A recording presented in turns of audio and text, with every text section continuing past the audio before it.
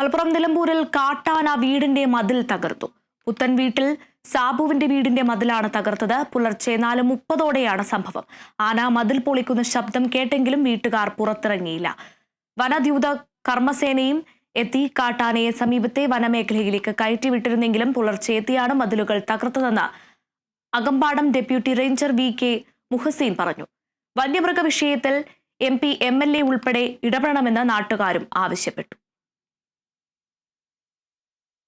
ഏകദേശം ഒരു 4:15-4:30 ഒരു ശബ്ദം കേട്ടു കഴിഞ്ഞ് കുറച്ച് കഴിഞ്ഞപ്പോൾ ആനയുടെ ഒരു ചിഹ്നം വിളി കേട്ടു. പുറത്തേക്ക് ഇറങ്ങാൻ പേടിച്ചിട്ട് പുറത്തേക്ക് ഇറങ്ങിയില്ല. രാവിലെ ഇറങ്ങി നോക്കുമ്പോൾ അതിൽ പൊളിഞ്ഞതായിട്ട് കാണുന്നുണ്ട്.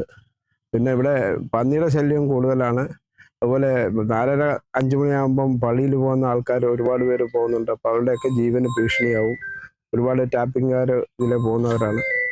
അതുകൊണ്ട് അതിന് വേണ്ട നടപടികൾ സ്വീകരിച്ച് മനുഷ്യർക്ക് സ്വൈര്യവികാരം നടത്താനുള്ള സ്വാതന്ത്ര്യം ഉണ്ടാക്കി കൊടുക്കണമെന്ന് വിനീതമായി അപേക്ഷിക്കുന്നു.